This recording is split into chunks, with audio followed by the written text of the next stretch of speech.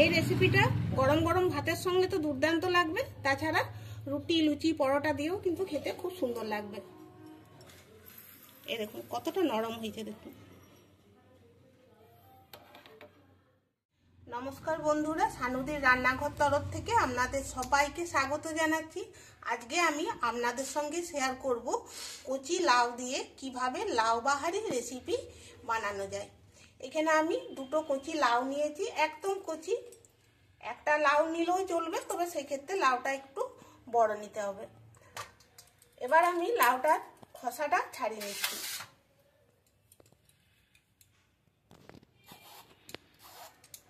একদম কচি লাউ।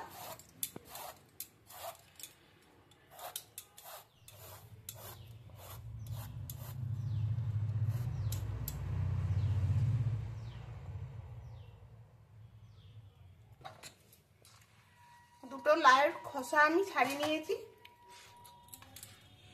এবার লাউয়ের এই মুখটা কেটে নিচ্ছি, এদিকটাও কেটে নিচ্ছি।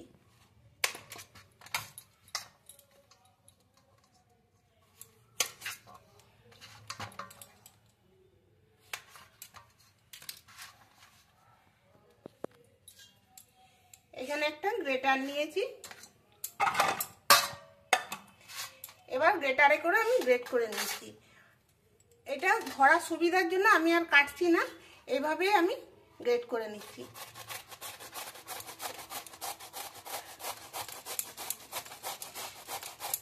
লাউটা কচি হলে কি হয়, ভেতরের যে এই শাঁসটা, সেই শাঁসটা সমেতই দেওয়া যায়। তা নাহলে একটু বড় হয়ে গেলে ভেতরের শাঁস থেকে যে বীজগুলো থাকে সেই বীজগুলো শক্ত হয়ে যায়, তখন বীজগুলোকে ফেলে দিতে হয়। আর কচি লাউ দিয়ে এই লাউ বাহারি রেসিপিটা খেতে খুব সুন্দর লাগে।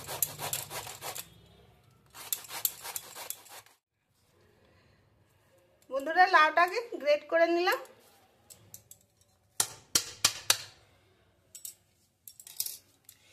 এবার এখানে আমি একটা সুতির কাপড় নিয়েছি,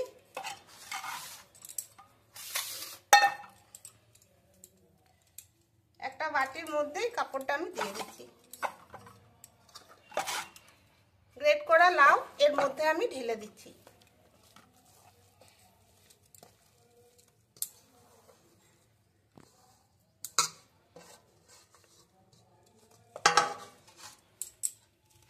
এবার জল দিয়ে দিচ্ছি।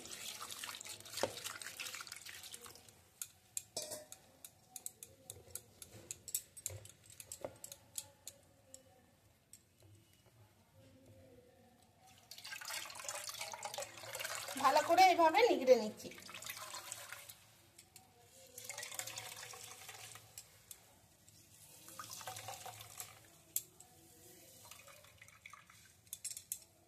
এবার এই জলটাকে ফেলে দিচ্ছি।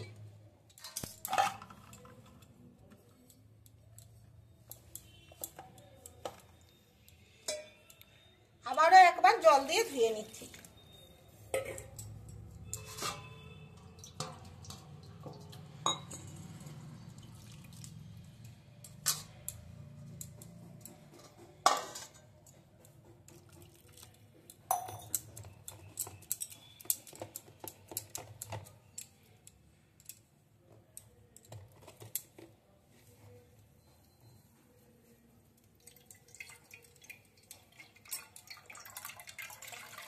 এবার খুব ভালো করে জলটাকে এইভাবে চেপে চেপে বের করে নিচ্ছি।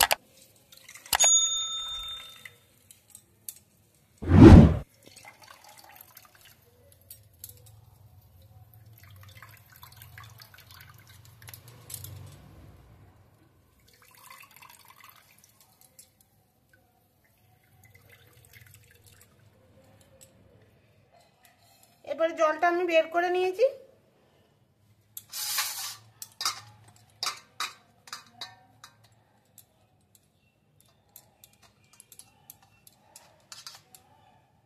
কাপড়ের থেকে এটা বের করে নিলাম। কতটা জলটা আমি বের করেছি দেখুন, একদম এই দেখুন শক্ত হয়ে গেছে। আর এরকম করে জলটাকে বের করে নিতে হবে। দেখছেন একদম ঝরঝরা হয়ে গেছে।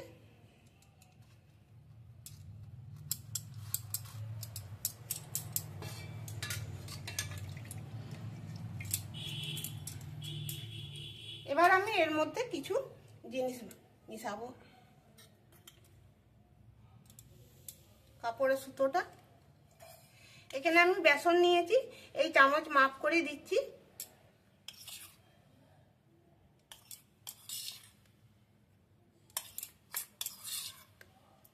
চার চামচ বেসন নিলাম। এখানে আমি গমের আটা নিয়েছি, যে আটা দিয়ে আমরা রুটি বানিয়ে খাই সেই আটা।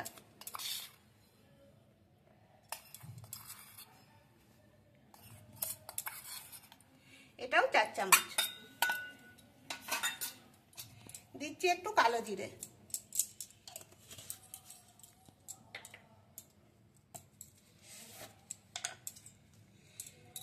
দিচ্ছি হোমমেড ম্যাগির মশলা,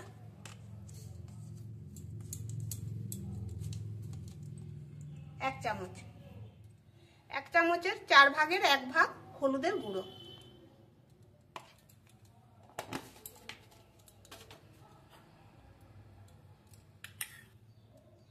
পেঁয়াজ বাটা 1 চামচ, 1/2 চামচ আদা বাটা, 1/2 চামচ রসুন বাটা। আজকে যে রেসিপিটা বানাচ্ছি একদম ঘরে থাকা মশলাপাতি দিয়েই আমি বানাচ্ছি, বাইরের থেকে কোনো মশলা কিনে আমি এই রেসিপিটা বানাচ্ছি না। এবার দিচ্ছি স্বাদ মতো নুন। নুনটা একটু আন্দাজ করে দিতে হবে। এবার সব উপকরণগুলো আমি ভালো করে মেখে নিচ্ছি।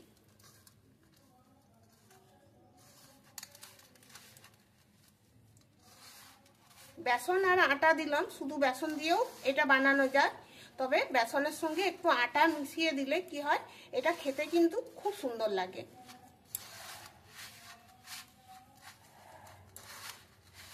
এটাতে জল একদম দেওয়া যাবে না, কারণ নুন দিয়েছি তো, জল এমনিতেই বেরিয়ে যাবে। এখন মনে হচ্ছে যে শক্ত লাগছে, শক্ত লাগবে না, এটা এক্ষুনি নরম হয়ে যাবে। এটা আমি ভালো করে মেখে নিয়েছি। এবার আমি দিয়ে দিচ্ছি 2 চামচের মতো সরষের তেল।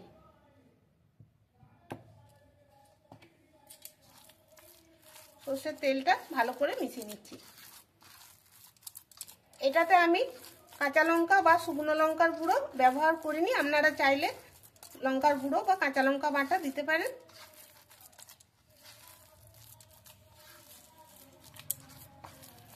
এই দেখুন, বললাম না নুনটা দেওয়ার পর এটা নরম হয়ে যাবে, দেখুন কতটা নরম হয়ে গেছে।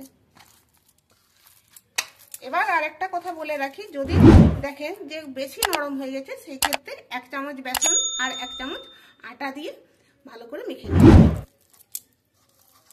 অথবা হয়তো দেখলেন যে তেলে ভাজার সময় ছেড়ে যাচ্ছে, তখনও কিন্তু দিয়ে দিবেন। এটা রেস্টে রাখার কোনো দরকার নেই, সঙ্গে সঙ্গেই বানানো যাবে। এবার আমি গ্যাসের কাছে যাই। বন্ধুরা, কড়াইয়ে পরিমাণ মতো সরষের তেল দিয়ে তেলটাকে আমি গরম করে নিয়েছি। এবার আমি যে লাউয়ের মিশ্রণটা তৈরি করেছি, এর থেকে একটু একটু করে তেলের মধ্যে দিয়ে দিচ্ছি।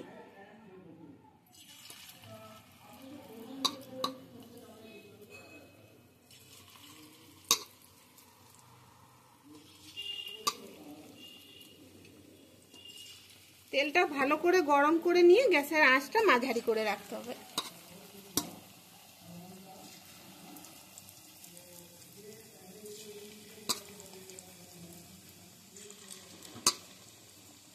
বন্ধুরা, আশা করব যে এই রেসিপিটা ছোট বড় সবারই ভালো লাগবে। এবার গ্যাসের আঁচটা একটু বাড়িয়ে দিচ্ছি। এবার এক পিঠটা উল্টে নিচ্ছি।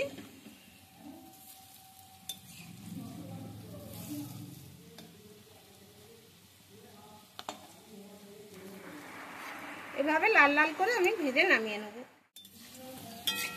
এগুলো ভাজা হয়ে গেছে, এবার নামিয়ে নিচ্ছি। আর বন্ধুরা, একটা জিনিস খেয়াল করুন, বড়াগুলো দেওয়ার সময় কোনো রকম ভেঙে যায়নি বা ছেদরে যায়নি, তার মানে বেসন আর আটার পরিমাণটা ঠিক আছে।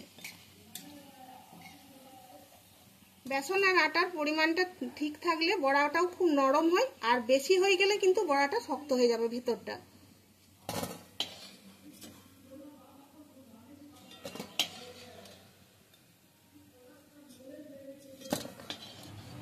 একইভাবে বাকিটাও ভেজে নিচ্ছি। বন্ধুরা, যারা মাছ, মাংস, ডিম খেতে পছন্দ করেন তাদেরও এই রেসিপিটা ভালো লাগবে। এই রেসিপিটা পেলে মাছ, মাংস, ডিম এর স্বাদ কিন্তু ভুলে যাবেন। আর যারা মাছ, মাংস, ডিম খেতে পছন্দ করেন না, এই রেসিপিটি প্রথম থেকে শেষ পর্যন্ত দেখলে তাদেরও কিন্তু খুব ভালো লাগবে। যেভাবে আমি বানাচ্ছি ভিডিওটি প্রথম থেকে শেষ পর্যন্ত দেখবেন। একবার হলেও বাড়িতে ট্রাই করে দেখবেন, আশা করছি ভালো লাগবে।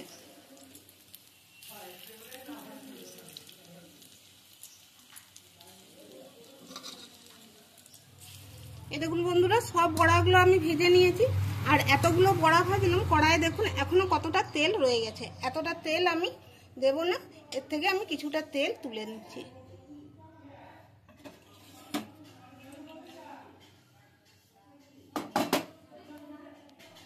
এবার ওই তেলের মধ্যেই দিচ্ছি তেজপাতা, শুকনো লঙ্কা আর একটু গোটা জিরে।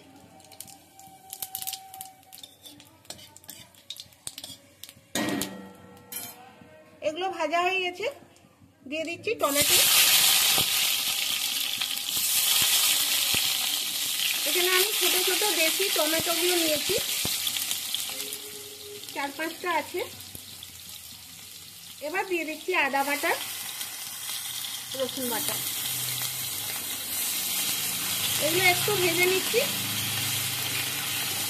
আদা আর রসুনটা ভাজা হয়ে গেছে। এখানে আমি পেঁয়াজ বেটেছি, পেঁয়াজ থেকে জলটা আমি নিংড়ে নিচ্ছি,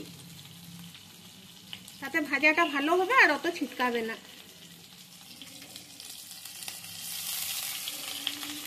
পেঁয়াজটা আমি আধ বাটা করেছি, এইরকম বাটাটা নেওয়ারই চেষ্টা করবেন, তাতে করে কি হয় ভালো করে ভাজা যাবে।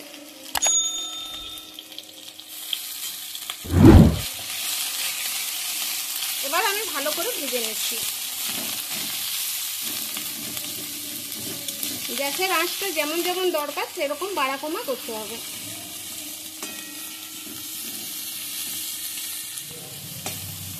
এরকম ভালো করে আমি ভেজে নিয়েছি। এবার আমি গুঁড়ো মশলা দেবো। এখানে নিয়েছি পরিমাণ মতো হলুদের গুঁড়ো, এই চামচের 1/2 চামচ জিরের গুঁড়ো, 1/2 চামচ ধনের গুঁড়ো, আর 1 চামচের 4 ভাগের 1 ভাগ নিয়েছি ঝাল লাল লঙ্কার গুঁড়ো। এগুলো সব দিয়ে দিচ্ছি।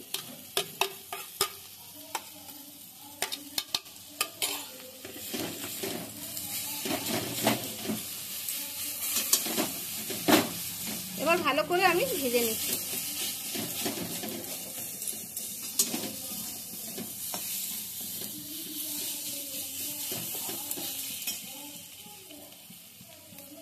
পেঁয়াজ থেকে যে জলটা আমি বের করে রেখেছি সেই জলটা দিয়ে দিচ্ছি।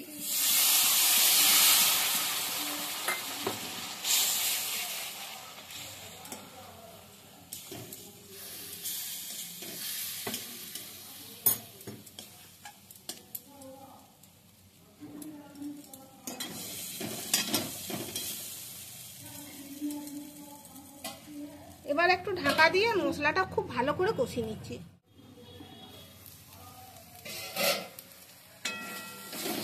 এরকম মশলাটা ভালো করে কষিয়ে নিয়েছি।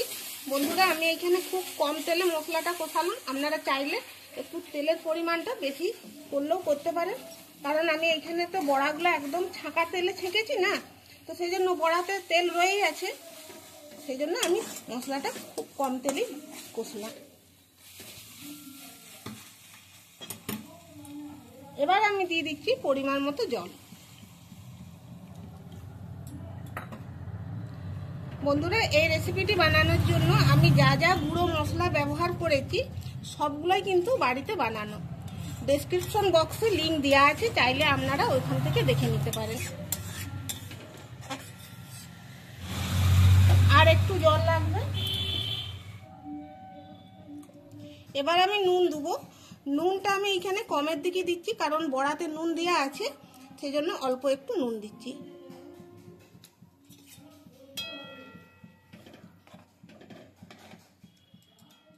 এই দেখুন গ্রেভিটা ফুটে উঠেছে। এবার আমি ভেজে রাখা বড়াগুলো দিয়ে দিচ্ছি। পরিমাণ মতো দেবেন, কিছুগুলো ভাজা খাবো বললো মনে করলো কিন্তু রেখে দিতে পারেন। এখানে যেমন আমি কিছুগুলো ভাজা রেখে দিচ্ছি, এগুলো থাক, ভাজা খাওয়া হবে।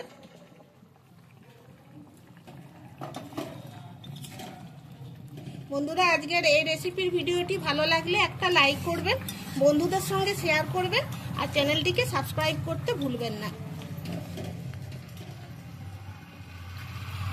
এবার গ্যাসের আঁচটা আমি একটু কমিয়ে দিচ্ছি, ঢাকা দিয়ে 1 মিনিটের মতো ফুটতে দিচ্ছি।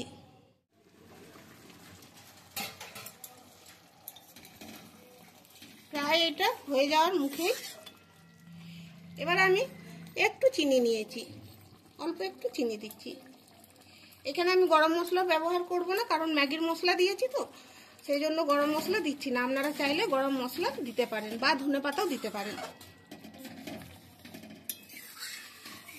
এবার গ্যাসটা অফ করে দিচ্ছি।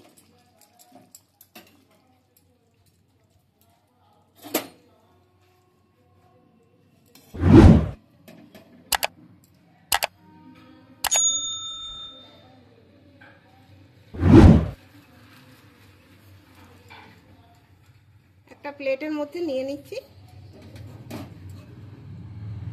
এই রেসিপিটা গরম গরম ভাতের সঙ্গে তো দুর্দান্ত লাগবে, তাছাড়া রুটি, লুচি, পরোটা দিয়েও কিন্তু খেতে খুব সুন্দর লাগবে।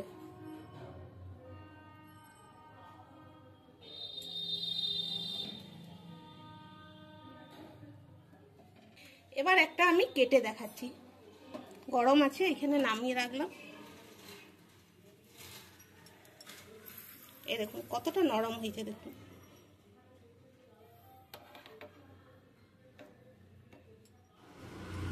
তাহলে বন্ধুরা, ভিডিওটি এখানেই শেষ করছি। সবাই ভালো থাকবেন, সুস্থ থাকবেন। ধন্যবাদ।